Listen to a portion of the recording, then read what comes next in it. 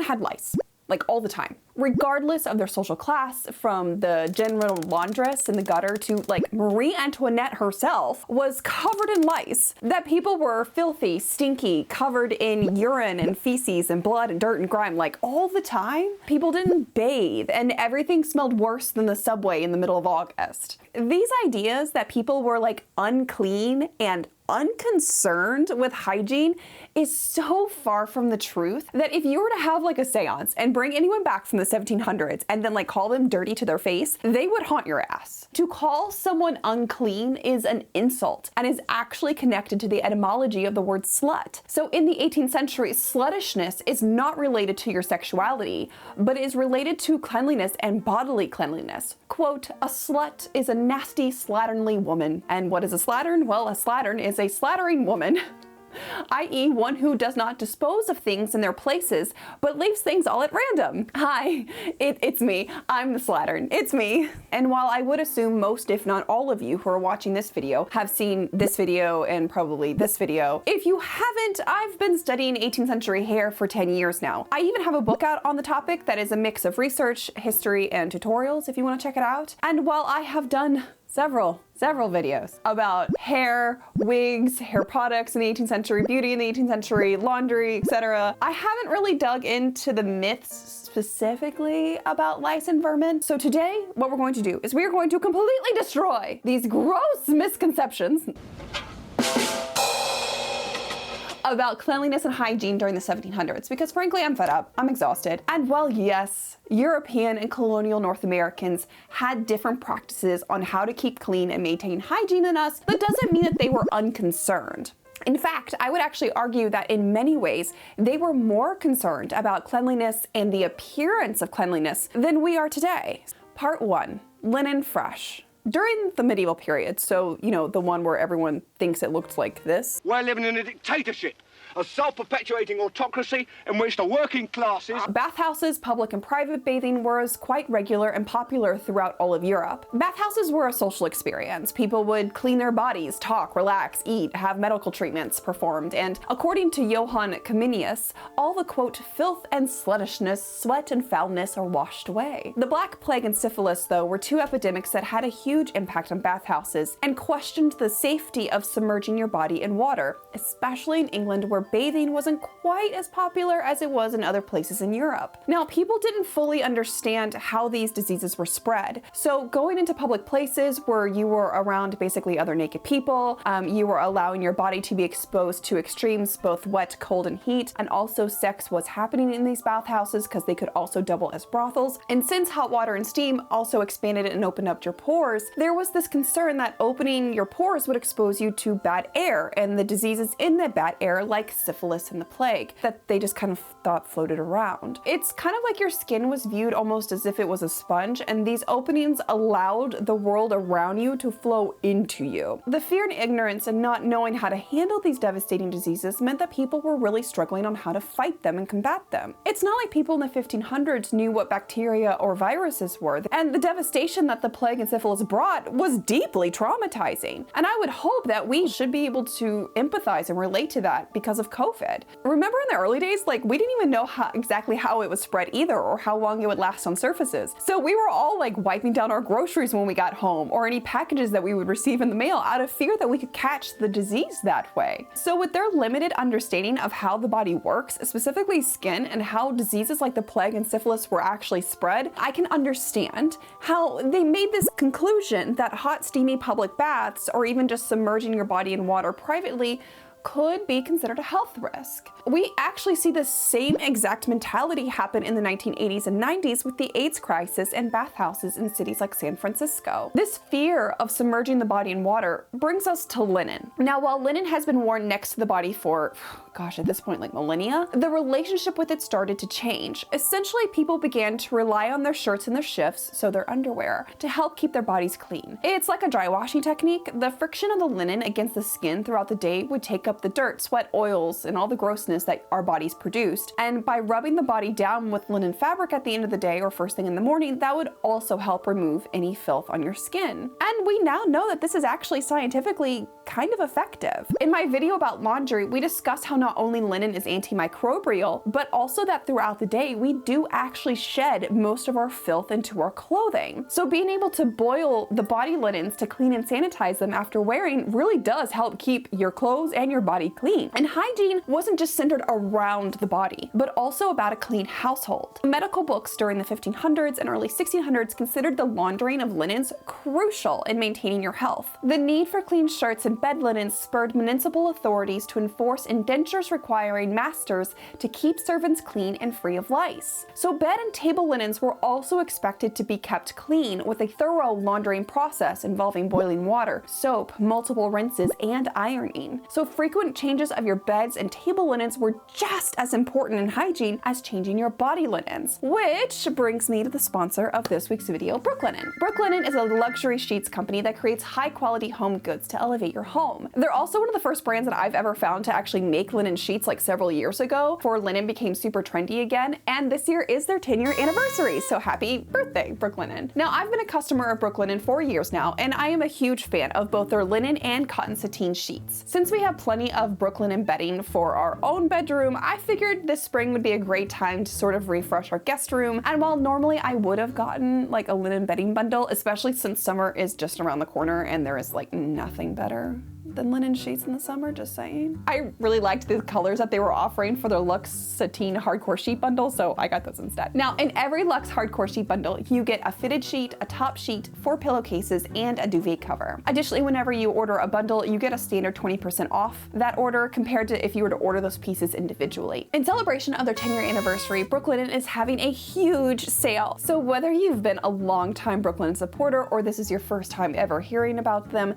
now is the perfect time to head on over to Brooklinen to take advantage of their 10-year anniversary sale. All items are 25% off site-wide, but you will also get up to 45% off any bundles now through May 6th. It is their biggest sale of the year, so you really don't want to miss out. So go ahead and click the link in the description below to do some shopping. And with that, thank you to Brooklinen for sponsoring this video. Let's get back to discussing hygiene, linen, how important it is, and frankly, if this isn't just a long-ass reason as to why you should have linen bedding, I don't know what to tell you guys. Whether it was in your own home or you were traveling, people didn't want to live in untidy or unclean quarters. It was considered a health risk because they associated those things with vermin like lice and mites and bed bugs. So much so that in like the 1740s, George Washington once chose to sleep outside on the ground instead of in a dirty room because the mattress was so filthy and there were no clean linen sheets that he could see the vermin in the mattress. I think this really emphasizes on how clean linens really help explain one of the ways hygiene and like the performance of cleanliness was directly connected to social class. Because if you didn't have access to a lot of linens, either you had to go longer between washing them, thus risking a dirtier appearance or stinking, or you were always doing laundry, or frankly, a little bit of both. So when you look at depictions of poor people at home, very often you can actually see laundry happening in the background. They'll often have stockings, cravats, shirts, shifts, various types of linen drying near a fire, even if those linens are threadbare or full of holes, which reinforces how important appearing clean was to the culture. Like, even if the pieces were barely holding on by a thread, they were still cleaned on a regular basis. 2. Cleanliness, moral superiority, and social class. Now, the claim people didn't bathe back then is misleading. The definition of bathing today, as it was then, is to wash by immersing one's body in water. So as we've discussed, bathing, the act of submerging one's body in water, got complicated due to a variety of issues. But that didn't mean people didn't wash themselves with soap and water. They did, just like most people today in the West. We don't bathe regularly either. We shower, we wash. 1795 book, Regulations to be Observed by British Troops Embarked on Transports for Service Abroad. There are explicit instructions about bodily cleanliness. The men are to wash their feet every morning, for which purpose there must be 2 tubs of salt filth water in readiness upon the forecastle by 6 o'clock in the morning, and again in the evening. They are to comb their hair every morning with a small tooth comb, to be shaved twice a week at least, and once or twice a week in the morning to wash their bodies all over, to put on clean shirts twice a week, and to have the means of changing their clothes when wet. There are also instructions in this book on cleaning the privies and your bedding and how to ensure basically everything on the ship is as clean and as hygienic as possible. So while they are not full body bathing daily or even changing their shirts daily, we have to keep in mind that they're on a ship here, okay? Like, they're not on land with access to the same services that would be normally available. However, this was still their hygienic practice, and as such, it feels safe to assume if this is what the military expected from their sailors in transit, that the average middle-class person did more than this. Quote, "In your person you must be accurately clean, and your teeth, hands, and nails should be superlatively so. Nothing looks more ordinary, vulgar, and illiberal than dirty hands and ugly, uneven, ragged nails. The cleanliness of the rest of your person, which, by the way, will conduce greatly to your health, I refer from time to time to the bagnio." Now, just so you all know, a bagnio is just another term for a bath, and it could be both a public or private bath. In the 1790s, a London cabinet maker's price list book not only shows several different types of washstands for men and women, but also bidets, which were used to help keep, your privates clean, especially for women. You'll see bidets pop up in French imagery during the 18th century, and yes, they are also like sexually suggestive too. But that doesn't negate the point that cleaning the body and hygiene was an important part of the culture. Imagery showing 18th century people and beyond cleaning themselves is everywhere. Like, even this image here, people often think she's picking a flea, but if you look at her feet, she has a wash basin. She's probably actually just scrubbing herself. In the description below, it doesn't mention fleas at all. While washing up using a basin of water and soap and rubbing down the body with a stiff cloth was like the average day-to-day approach to cleaning your body, people did also clean their bodies via submerging in water more regularly in the 18th century than what we want to give them credit for. Doctors and medical men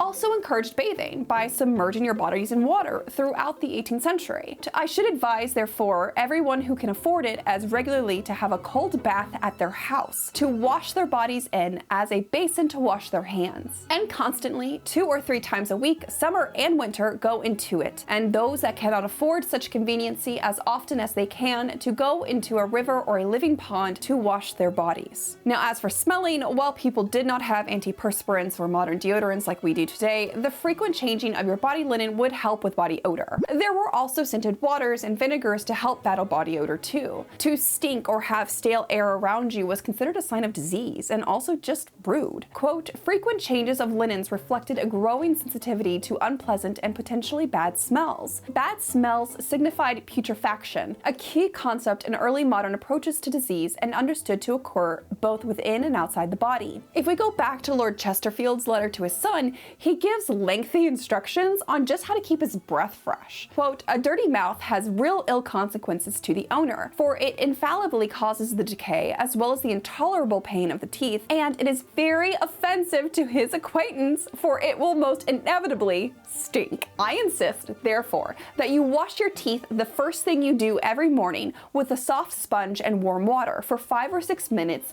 and then wash your mouth 5 or 6 times. That's a lot of cleaning your mouth, guys. Basically, folks would have loved our Listerine and deodorant in the 18th century. Like, they would have loved it.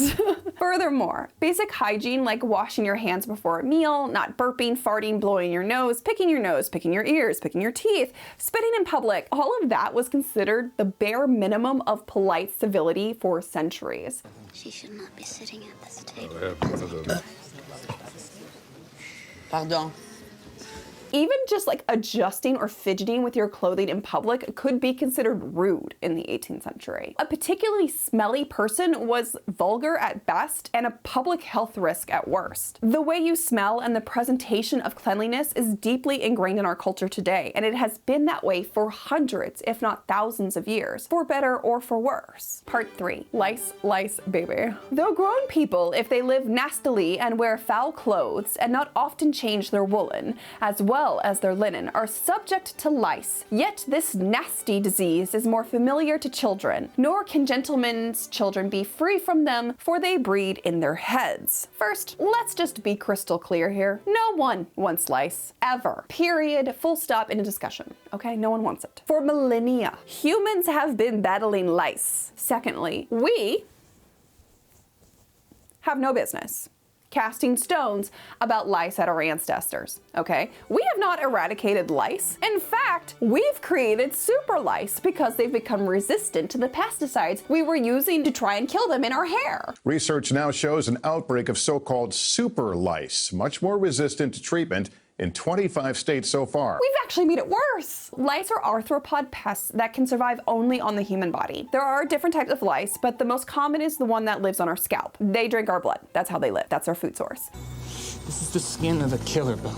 They don't care about whether or not you have clean or dirty hair. That really doesn't affect them. You also cannot get lice from your pets or any other animal. The most common way lice is spread is through direct head-to-head contact, which is why it's much more common in children than adults because they don't have the same bodily awareness or personal space boundaries that adults do. Now, you can also get it from sharing hair tools like brushes and combs, hats, headscarves, or even using the same pillow as an affected person. But that's really only possible if it happens within technically the first 3 to 4 days, though according to the CDC, lice can only survive 1 or 2 days away from a host. This also hasn't changed like in the past 50 years. It's just we've now become aware of how it works a little bit better. This is also why lice are a bigger problem in more impoverished and crowded areas. A closer proximity to people equals a bigger risk. Now, how do you deal with an infestation? Funnily enough, whether it's 2024 or 1774, it's pretty similar, honestly. As soon as you realize that there's an infestation, you have to do 2 things. First, you need to treat the person or people who are affected, and second, you need to clean and sanitize the entire household. So, laundry. Now, if more drastic measures needed to be taken, a recipe for killing bugs, though I do think specifically here they are referencing bed bugs, would be to take a mixture of turpentine and camphor and douse all of the upholstery as well as the wood and bed furniture with it to kill everything. As for treating the individual, you could either buy products in stores or make your own recipes at home, so quite seriously, it's not any different than today. The only difference are what active ingredients are used. I have found advertisements for both hair pomadums and hair powders to kill lice for sale in the 18th century, and in the Toilette de Flora, there is a recipe to make at home. Take oil of bays, oils of sweet almond, and old hog's lard of each 2 ounces. Powdered stavesacre and tansy juice, each ½ an ounce. Aloes and myrrh of each 1/4 ounce. The smaller centaury and salt of sulfur of each 1 dram. Mix the whole into a liniment. Before you use it, wash the hair with vinegar. The first thing I want to point out here is the use of stavesacre, which in common English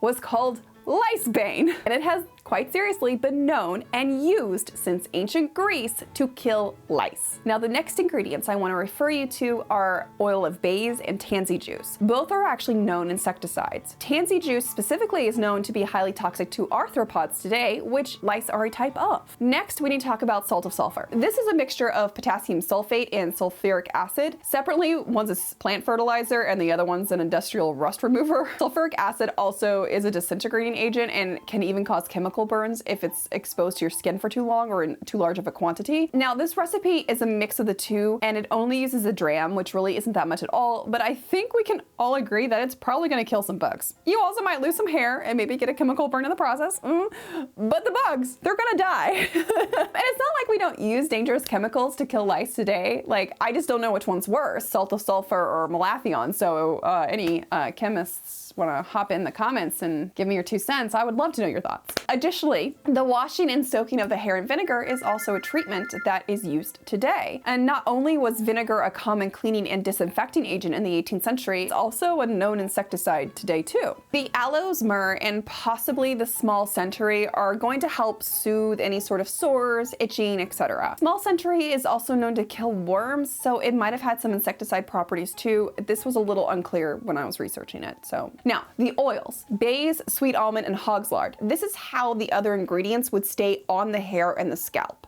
Additionally, I would wager that the lard could have had a suffocating property for the lice, just like how dimethicone, which is a liquid silicone, is used for lice treatment today. Now, the way dimethicone works is that it clogs the breathing spiracles on the body of the louse, which then renders them unable to excrete water, which then kills them. Lard was and still is used as a food preservative today because it will protect food from water and air. At least in my mind, like, I feel like if you used a lot of lard, it could actually have a suffocating effect on the lice, which is interesting because lard is a main ingredient in hair pomadum anyways. This brings me to our modern treatments for lice and our own issues. First is that the pesticides and the chemicals used in over-the-counter lice treatments like permethrin are no longer that effective due to their overuse. The other chemical that is available, but only available by prescription in the US, is malathion, and it actually has a really concerning reputation. The agency just classified malathion and 2 other pesticides as probably carcinogenic or cancer-causing to humans. It was also linked to non-Hodgkin lymphoma and prostate cancer in humans. Even though it's obviously in very low doses for lice treatment and it's been approved for the use of children, it is still a known neurotoxin in high quantities. So one is ineffective and the other one is a concerning health risk. So what does this mean? People are looking for other alternatives, and a lot of the recipes that are floating around the internet today as natural and effective alternatives to ineffective chemicals are eerily similar to what was used in the 18th century. So one recipe that I found was from the Potawatomi Health and Wellness Center, and they actually instruct you to soak the hair for 1 to 2 hours in Listerine to kill the bugs. Listerine has benzoic acid in it, which is an insecticide, as well as eucalyptus and menthol oil. I'll talk about their effectiveness shortly. Then they instruct you to soak the hair in vinegar, hey, because it'll loosen the glue that the lice secrete to stick the eggs to the hair. And then afterwards you comb everything out and you wash your hair with a coconut shampoo mixed with eucalyptus and tea tree oil, again to help deter the bugs. Between the 1770s treatment and this modern one, minus the whole like salt of sulfur that I'm still unsure about, I see a lot of similarities. I also would bet that the 1770s one is a lot more effective, or at least possibly more effective. Further, there have been multiple scientific studies looking into how effective essential oils are in treating lice, and let me tell you something, guys, they work. So in a study published April 25th, 2016, testing the efficacy of spearmint, clove, cassia, thyme, eucalyptus, and anise oil mixed with sesame seed oil as the carrier, the results show that the most effective oils in killing adult lice bugs as well as preventing nymph emergence, so hatching, were spearmint, cassia, and clove oil. The results of the spearmint oil and possibly the cassia and clove oil were, quote, comparable to malathion.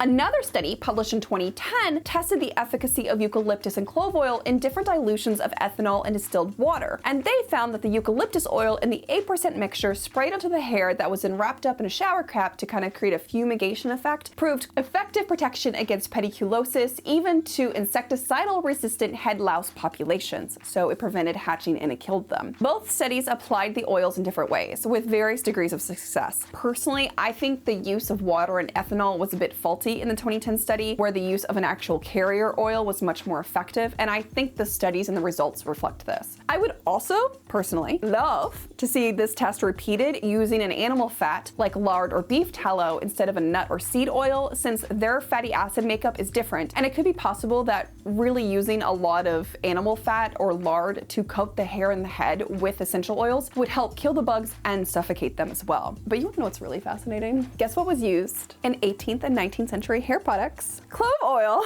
Wow. Wow.